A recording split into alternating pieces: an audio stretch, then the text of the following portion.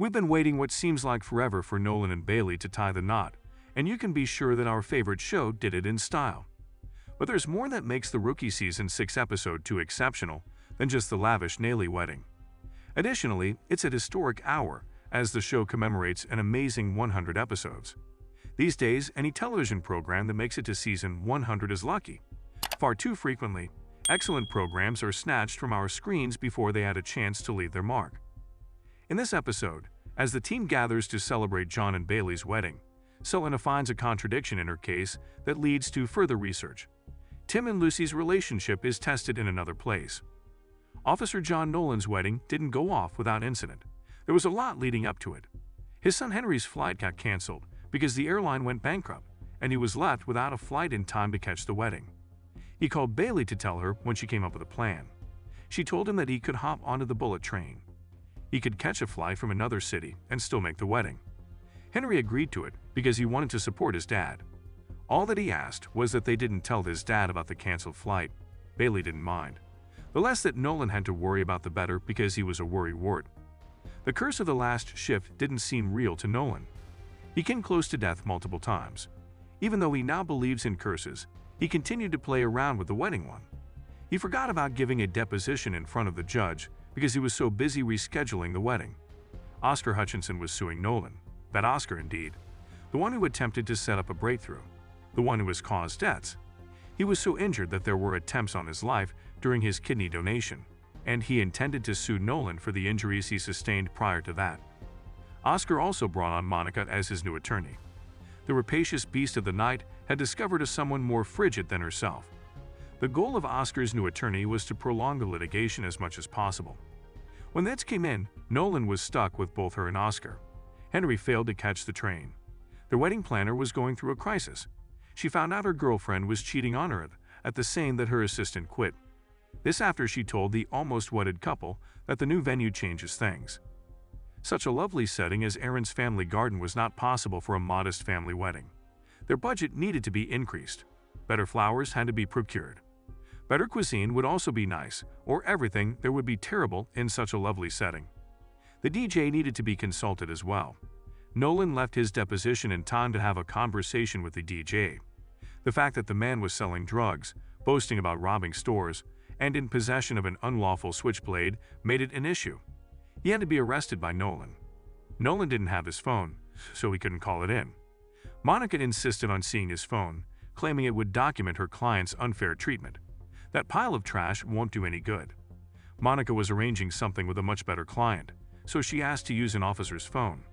Nolan knew better than to put his trust in Monica, so he left his phone with Wesley. His DJ had to be taken into custody. If nothing else, he avoided having to detain his own brother. Pete was unable to attend the wedding. He has parking tickets totaling more than $6,000. After that, Pete realized he couldn't attend a police officer's wedding.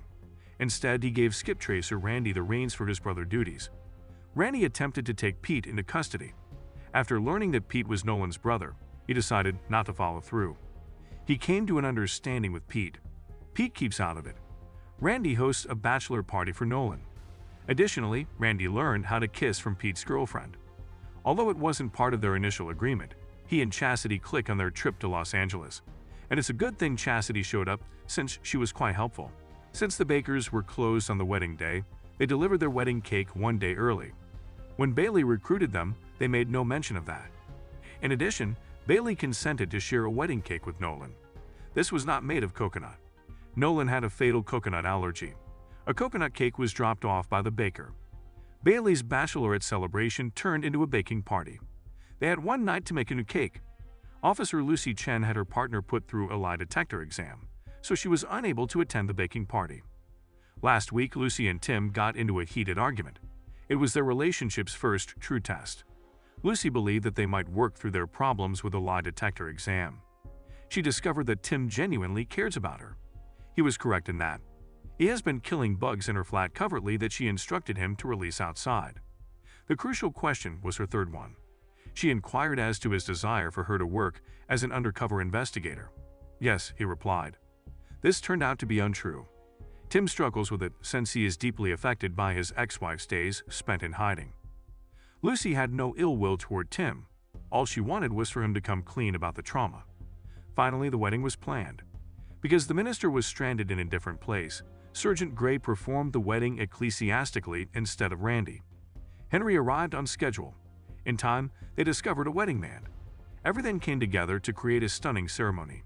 It was sincerely expressed. Everyone was moved by it. It was a brief ceremony, too. Grey only intervened to formally declare them to be a married couple. In addition, Grey employed his sleuthing abilities to deduce his wife's true intentions when she pretended to be at book club. Luna Grey has begun teaching some evening classes.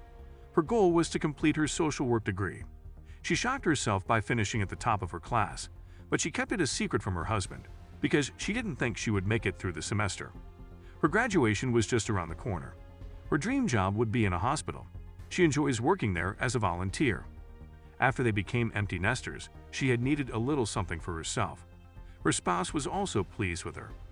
At the baking party, Selena received another warning to keep her distance from Aaron. He may be clinging to her in an attempt to ease the pain from what they went through together. Detective Harper had warned Selena not to do so. She believed she had everything under control.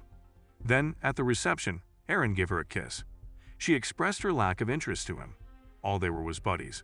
She was aware that their friendship had led him to misinterpret her motives. She left the awkwardness behind and went for a walk. Selena tried to flip a low-level drug dealer earlier, and she received a call about him. Selena went to him without notifying anyone because she believed she could still close the case. Not even with Nolan. Harper served as her trainer throughout Nolan's absence from work. Later, when she was being pursued and encircled, Selena called Harper. Her warning proved to be beneficial. After the call, the entire bridal party set out to find her. Aaron got wasted after Selena rejected him. Thus, he was unable to attend. Chastity stayed with him to help get some coffee into his system. Selena was saved by the wedding guests. They also managed to save her informant. When Nolan got home, his new bride wasn't even awake enough to complete packing for their honeymoon. They then both dozed off.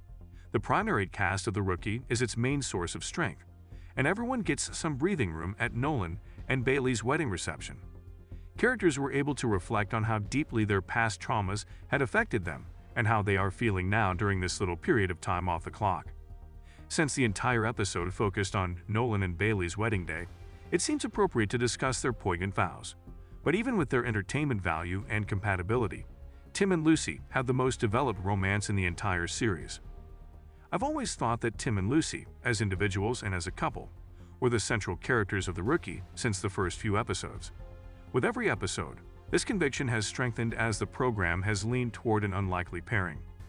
Following their official relationship announcement in Season 5 of The Rookie, it was inevitable that Lucy's undercover job would become a source of conflict for the two of them.